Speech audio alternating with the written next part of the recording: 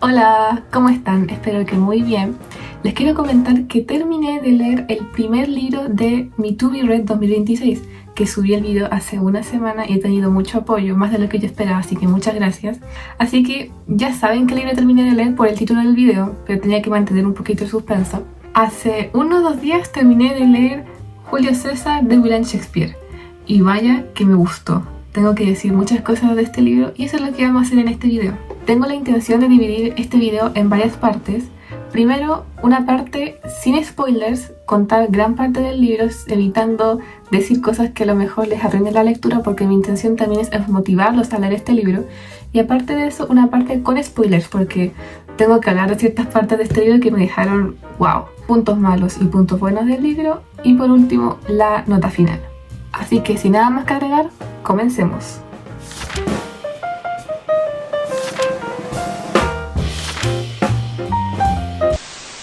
El libro comienza mostrándonos romanos celebrando en las calles por la victoria de Julio César sobre Pompeyo. Cuando César derrota a Pompeyo, le da el derecho a poder gobernar Roma. Y mucha gente no está contenta con eso. Se presentan dos personajes que son Flavio y Marulo, que no están contentos por su victoria y dicen que los romanos deberían sentir vergüenza de celebrar a un dictador como César. El libro sigue con un adivinador que le advierte a Julio César que tenga ojo con los idus de marzo, el 15 de marzo, que tenga ojo con esa fecha. Y César no le pesca, dice al diablo con este, pero igual también el adivinador no le explica, oye, ten cuidado, te pueden matar, pueden hacer ese día, tampoco se explica. Entonces Julio César no lo pesca y sigue ahí como si nada. Mientras esto ocurre, nos presentan a los dos personajes principales, que son Marco Bruto y Cayo Casio. Se presenta una conversación entre ellos dos y se da a entender que Casio está descontento por el mandato de Julio César y quiere saber qué opina Bruto sobre esto. Y es muy gracioso porque me hizo recordar cuando a ti te cae mal alguien y quieres ver si tu amigo también le cae mal a esa persona, pero no quieres ir directo a preguntar porque es raro que quedas mal. Entonces empiezas como a hacer preguntas. Casio, de forma muy indirecta, le empieza a decir a Bruto que César no le ha ganado nada a nadie, que no es la última Coca-Cola del desierto, y Bruto nomás escucha. Dice que le tiene mucho cariño a César, sin embargo, igual está preocupado de que los romanos declaren a Julio César como rey. Teme lo que pueda pasar con el bien de Roma debido a eso. Y cuando Casio se da cuenta de este descontento de Bruto hacia César, empieza a tirar indirectas, empieza a ser como muy adulador y le da a entender que sería muy bueno que tanto Bruto como él pudieran gobernar Roma en un futuro y que de una u otra forma César se fuera. Bruto no está convencido, no sabe qué hacer, sin embargo Casio sigue insistiéndole de que ojalá pudieran hacer algo para sacar a César del poder. El tema es que Casio no logra convencer a Bruto de unirse a su causa, sin embargo dice, no importa, lo voy a convencer igual. Entonces Casio decide enviar cartas anónimas o cartas a nombre de ciudadanos a la casa de Bruto diciéndole que por favor haga algo, que César es un peligro. Básicamente empieza a mandarle cartas chupándole las patas para que Bruto se convenza de unirse a Casio. Acá nos damos cuenta que Casio es un manipulador y de hecho se considera la mente maestra del asesinato de Julio César. No es spoiler de que Julio César muere, para nada es spoiler, de hecho sale en la parte de atrás del libro y aparte es algo histórico. Si uno lo busca en Google sale, entonces no se pueden quejar. Discúlpenme. Cito. Bien, Bruto, eres noble. Sin embargo, tu noble materia puede ser moldeada. Para eso las almas puras tienen amigos. Pues ¿quién, por recio que sea, no se deja seducir? El problema es que César ama a Bruto. A mí me odia. Si yo tuviera el lugar de Bruto, no me mimaría tanto, estoy seguro. La verdad, Casio es mi personaje favorito. No sé por qué me gustan los personajes que son como muy cuestionables moralmente. Es un problema mío. No sé cómo es el personaje histórico real, probablemente muy funable, pero el del libro me gustó mucho. Después se nos muestra a Casio que a medianoche se junta con cierta gente que logró convencer de unirse a su empresa para matar a César. Y acá se nos presentan nuevos personajes que son Casca, Decio, Sina, Metelo y Trebonio. Vaya nombres. Todos estos junto con Casio deciden ir a la casa de Bruto a medianoche para intentar convencerlo.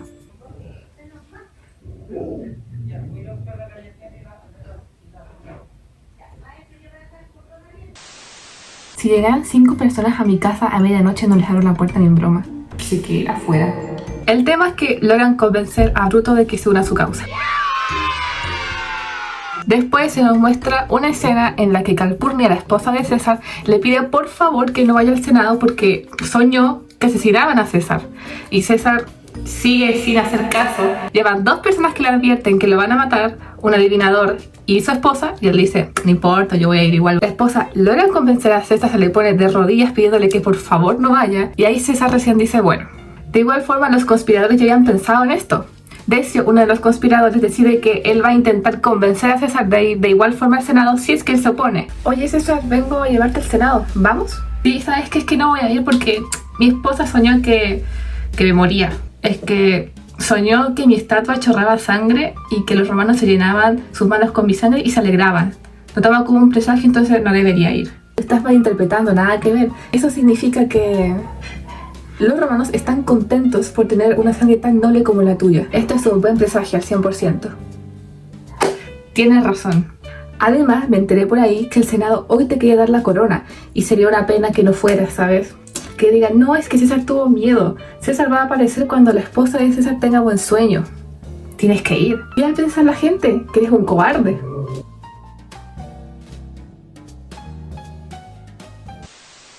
Bueno, convence a César y todos los conspiradores, todos, van junto con César al Senado. Lo están llevando a la tumba directamente. Sus verdugos lo están llevando a la tumba. Este capítulo, esta escena más bien, termina de una forma que yo me quedé choqueada. Aparece un caballero que no había visto antes, que se llama Artemidoro, no sé. No lleva tilde. Artemidoro.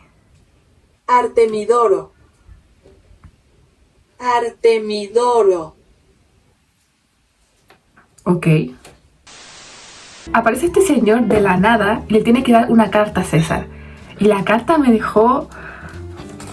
Cito: César, cuídate de Bruto, ojo con Casio. No apartes la vista de Casca. No confíes en Trebonio. Haz seguir a Metelo Cimbro. Decio y Bruto te quiere poco. Has herido a Cayo Ligario. En esos hombres hay un solo deseo y está dirigido contra ti, César. Si no eres inmortal, ve con cautela. La confianza da un paso a la conjura. Que los dioses te protejan. Tu devoto Artemidoro.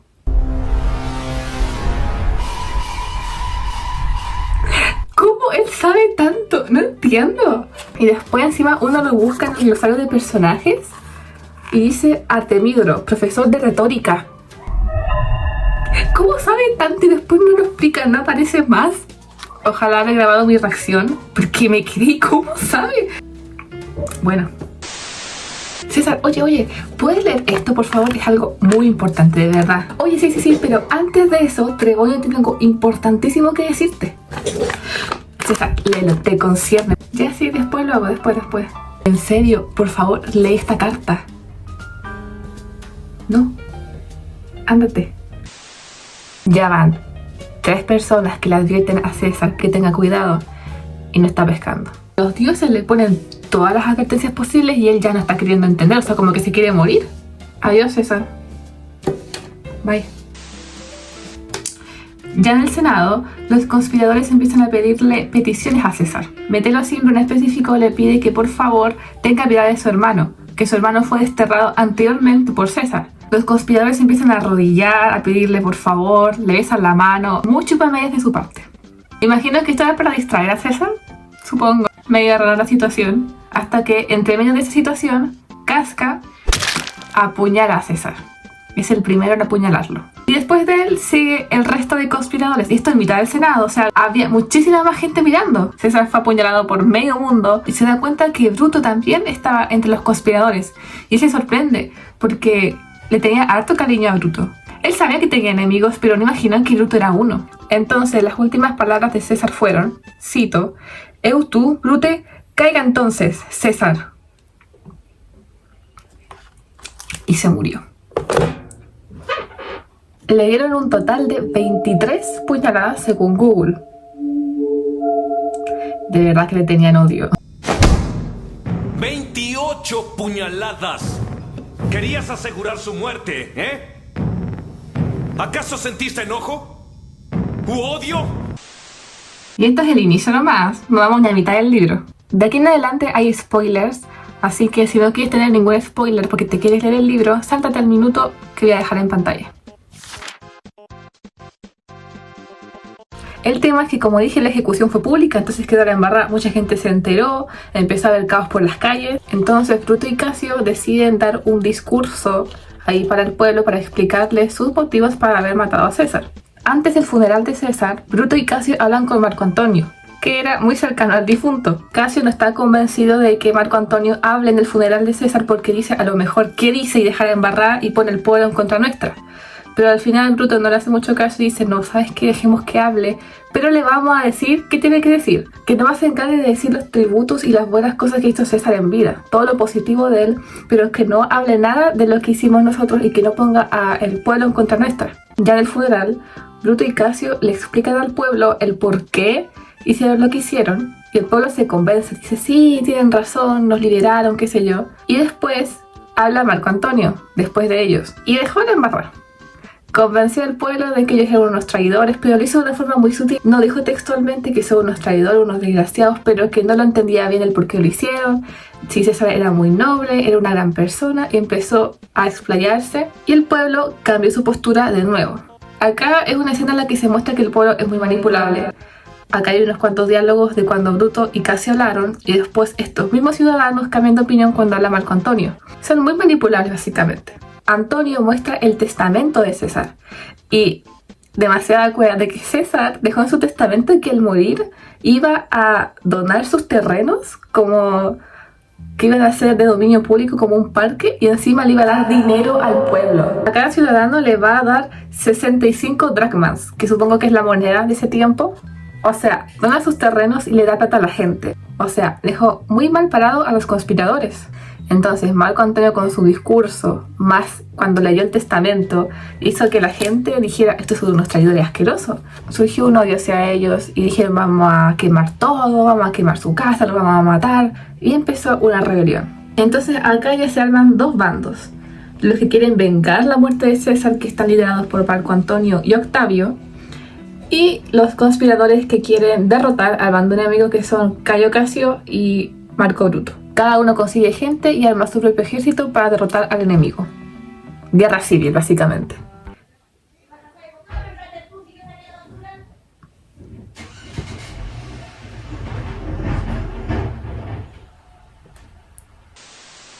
Mientras cada bando va reuniendo sus tropas, ocurren dos eventos que son relevantes. Primero, una conversación entre Bruto y Casio, una discusión más que nada que me encantó esa parte del libro. Yo creo que es mi parte favorita, de verdad que me gustó mucho.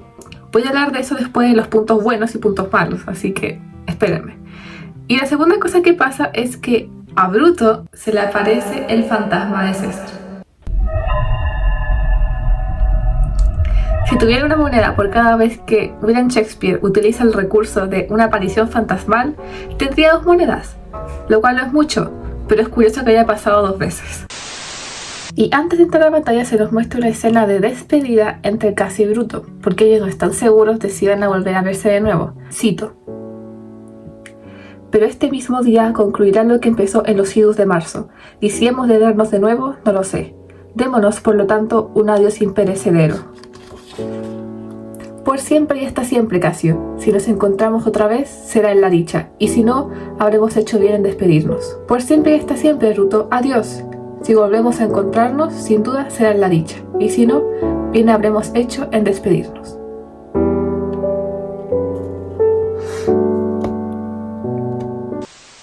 Ya en batalla, o sea, ya estaban peleando, se dividen en 2 partes. Las tropas de Bruto combaten contra el ejército de Octavio, mientras que el ejército de Casio luchaba contra el ejército de Marco Antonio. Por el lado de Bruto, va ganando Bruto, está derrotando a Octavio, pero en el lado de Casio, Casio va perdiendo.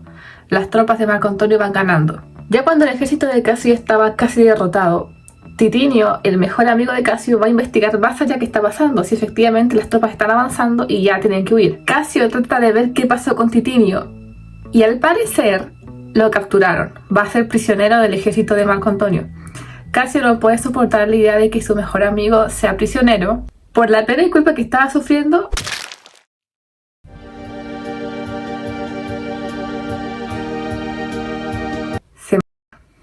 El tema es que fue demasiado purete porque después Titinio vuelve. No fue capturado, no fue arrestado. Entonces llega y ve a su amigo tirado en el suelo. Se lamenta porque fue un malentendido, siente pena, siente culpa. Y él también... Bueno.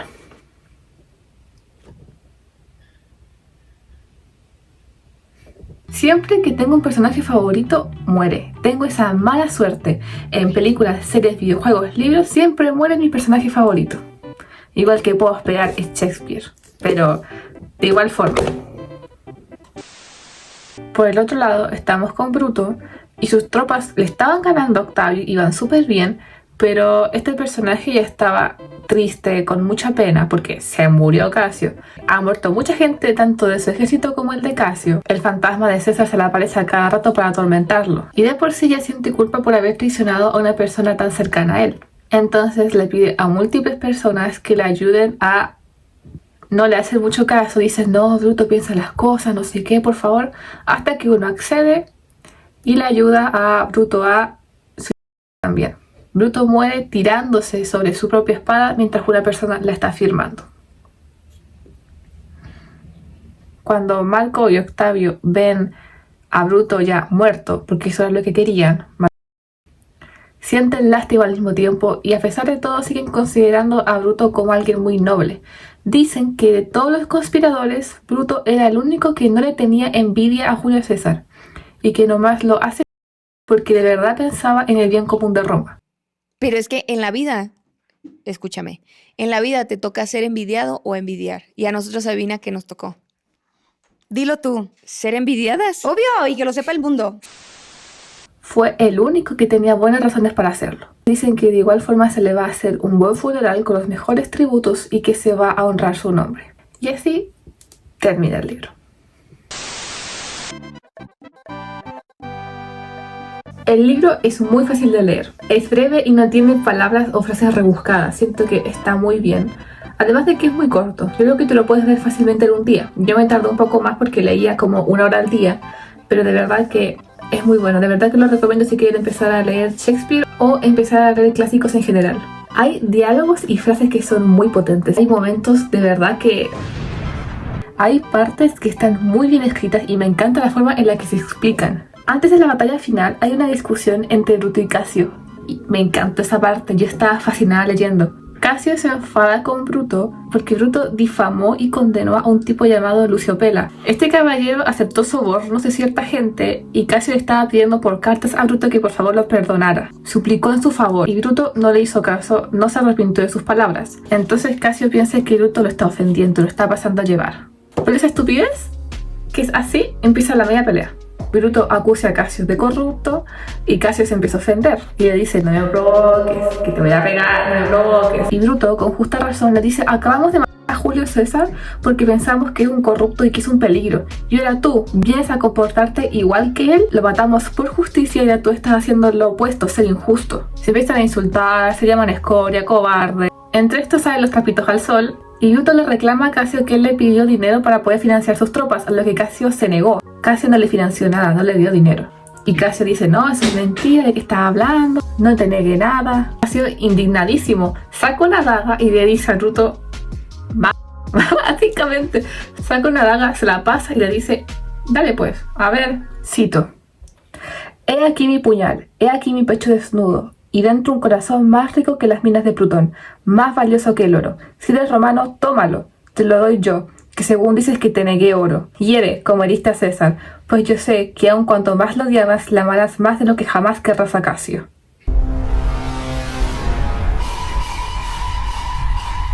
¿Estás celoso? Algo que siento que pudo haber sido mejorable es el contar qué pasó con cada conspirador después de la muerte de César, porque nomás nos explican el destino de los dos personajes principales que son Bruto y Casio, pero qué pasó con el resto no se sabe. Nunca lo explican. Si bien busqué en Google y no hay nada ciencia cierta de qué pasó con el resto de conspiradores que son Decio, Casca, Cipro, Sina, Trebonio, se pudo haber hecho una pequeña mención. No te pido que hagas una escena completa explicando qué pasó con cada uno de ellos, sino a lo mejor un diálogo, una conversación entre, no sé, Casio y Bruto explicando, no, este lo arrestaron, este se fue de Roma, este escapó, a este lo mataron. Alguna canción hubiera estado interesante porque igual a mí me caía bien Decio y Casca. Siento que eran personajes igual bastante inteligentes que igual hicieron ciertas cosas. Casca fue el primero en apuñalar a César y después no se sabe nada de él. Decio también. Decio convenció a César de ir al Senado y después evitó que el otro tipo, que no me acuerdo el nombre, entregara la carta que le advertía a César de todo lo que iba a pasar. O sea, igual fueron relevantes y después no se sabe qué pasó con ellos. Un par de licencias creativas hubieran estado bien para cerrar un poco esos personajes. Otro punto que encontré malo, pero en este contexto no lo puedo considerar malo, es que no hay personajes femeninos y si hay, no son relevantes. Los únicos dos personajes que hay son dos esposas, la esposa de Bruto y la esposa de César, y ambas aparecen nomás 2 veces. Ni siquiera mencioné a la esposa de Bruto porque era hasta casi irrelevante. La trama podía funcionar muy bien sin ella. La esposa de Bruto se preocupa por él porque lo ve distante y tal. Esto fue antes de que Bruto se uniera a los conspiradores. Bruto estaba indeciso y la esposa le dice, oye, por favor, cuéntame qué te pasa, qué sé yo. Y Bruto le dice, ya después te cuento. Nunca hablan y nunca vuelve a aparecer la esposa. Hay una escena corta en la que aparece como preocupada, pidiéndole a su esclavo, a su plebeyo, que por favor vaya a investigar qué pasa con Bruto, pero después no vuelve a salir. Y después se nos dice que murió de pena. Pero es que esa es su función nomás, como preocuparse por Bruto y morir. Y ni siquiera es tan relevante como Ofelia en Hamlet. Bruto estaba más triste porque había matado a César y por la muerte de que por la muerte de su esposa casi. El segundo personaje femenino es la esposa de César, que aparece menos todavía. Tampoco se sabe qué pasó con ella después de la muerte de César. ¿Murió? ¿Quién sabe? ¿Se casó de nuevo? ¿Quién sabe? Y repito, este punto no lo puedo encontrar malo por el contexto de la obra. El libro fue escrito en 1600. Y la otra razón por la que puedo justificar este punto es porque el libro está basado en Roma antes de Cristo. Las mujeres no tenían un rol relevante en este punto de la historia. Nomás servían para ser esposas y ni en broma eran soldados, parte de un ejército, no eran senadores. Entonces igual tiene sentido que por contexto no haya personajes femeninos. Si un libro actual hiciera eso, lo criticaría. De hecho, hay un libro que quiero criticar después en este espacio, que no me gustó para nada. Y uno de sus puntos malos es que no tiene personajes femeninos. Tiene creo que uno y aparece una vez. No es relevante. Hay puros varones en el libro. Y encima es un libro actual de este siglo. Así que repito, este punto, si bien es malo, no lo puedo tomar en cuenta realmente por el contexto. Ahora, contestando la pregunta del título, ¿el libro vale la pena? Sí, efectivamente. Lo recomiendo muchísimo por si lo quieren leer. Yo le doy 4,5 estrellas. Y bueno, eso ha sido todo por el día de hoy. Espero que les haya gustado mucho la reseña. A mí me gustó harto leer el libro y hacer este video, así que espero que a ustedes también les guste. Si desean pueden seguirme en mi Instagram, que es mi única otra red social pública, y también en mi Goodreads, que ahí voy a ir subiendo todas mis reseñas a libros que vaya leyendo durante el año. Lo más probable es que no haga una reseña en vídeo de todos los libros que lea, porque siento que igual hay libros como que no vale tanto la pena hacerles reseña, así que por ahí van a poder ir viendo todos los libros que leo durante el año, que espero que sean hartos. Y eso, nos vemos en el siguiente video. Bye.